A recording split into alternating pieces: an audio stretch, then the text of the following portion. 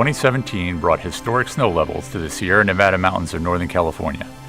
In addition to ending years-long drought, the heavy rains of January and February have combined with a snowpack with high water content to create the possibility of flood threats through early summer.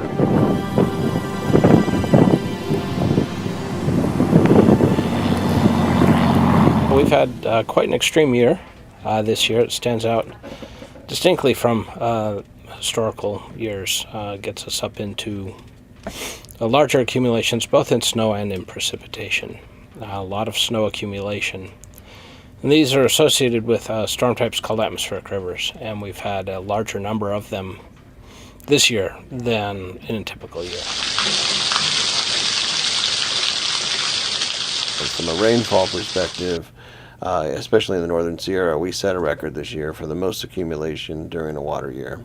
The previous year was 82-83, was about 88 inches or so, and this year we surpassed that fairly easily in April, and we're above 93-94 inches at this point. The 2017 water year ranks with the top 5 for snowpack. That snowpack is frozen water, water in a solid state, and it will melt.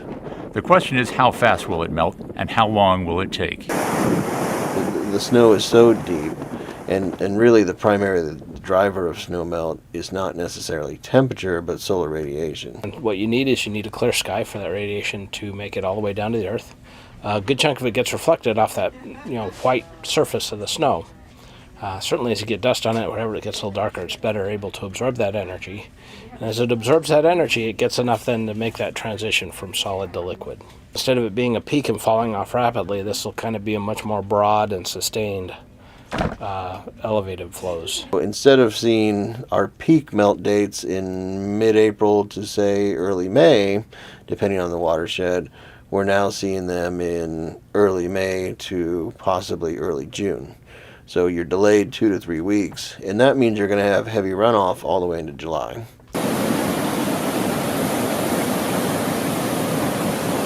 During a normal year, the melt pattern can be handled quite easily by the reservoirs and then the downstream river channels below the reservoirs.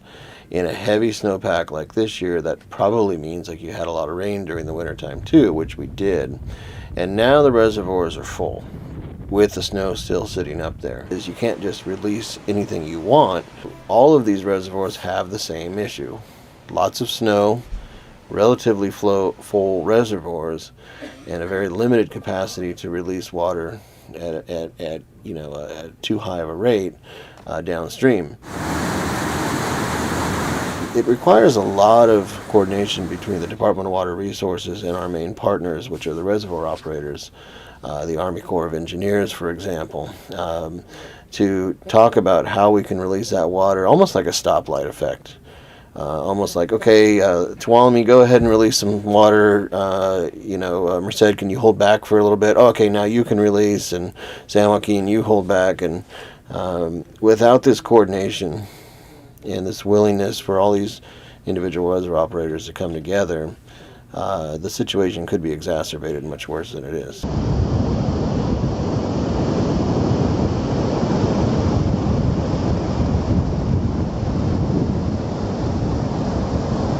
Massive amounts of water rush downhill into reservoirs, which are meant to hold and conserve that water.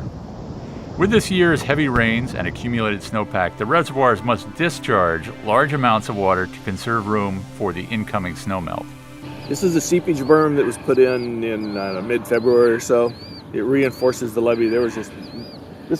Underneath here is what was called a boil field, which was there were probably 40 or 50 small boils that a lot of water was seeping through. The reclamation district levees in the Delta were formally started being constructed around the 1850s. That's right after the Gold Rush era. And since 1980 to current, we've done substantial amount of improvement, bringing the levees taller, wider, and higher to account for the flood threats and to try and avoid the flood threats that come about every 10 years into the system. So back in the 80s, 1982, 83, we had quite a few floods.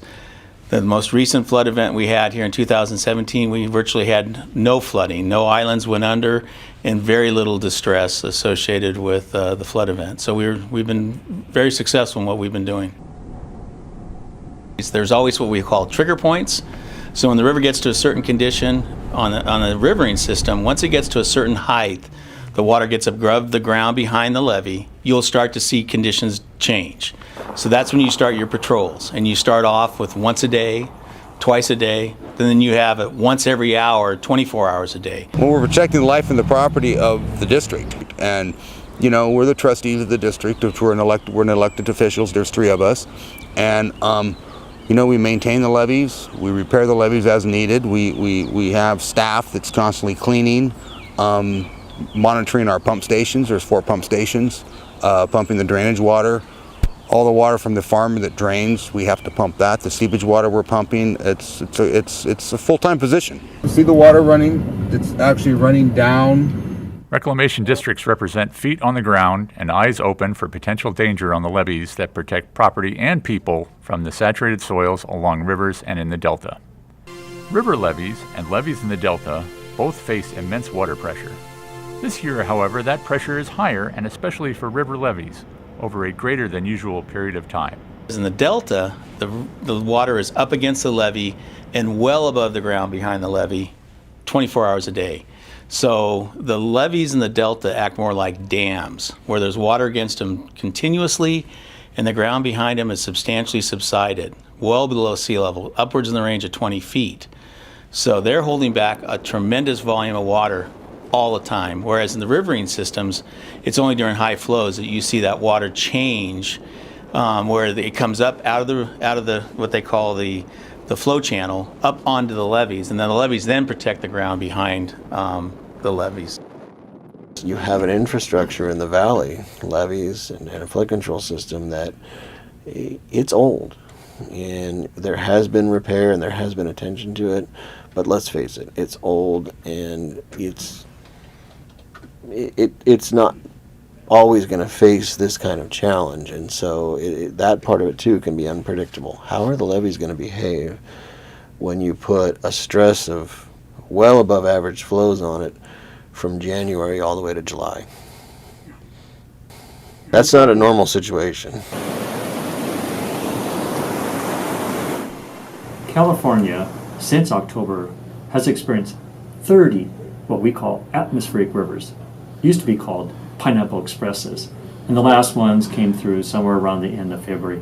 Thankfully, our March and April rains have been pretty small.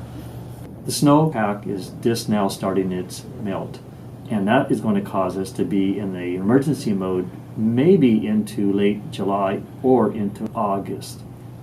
There's dangers out there. These rivers are causing trees to be pulled away from the ground, and they're floating. We've had appliances, chemical drums. We've even found some big sheets of plywood floating around. We do, though, ask you to be aware of your own situation. When you're out on the waterways, be careful. Know where to get information and protect yourself. Be safe out there. Enjoy the conditions. Enjoy the water, the delta, but just be aware. This emergency is not over. Thank you.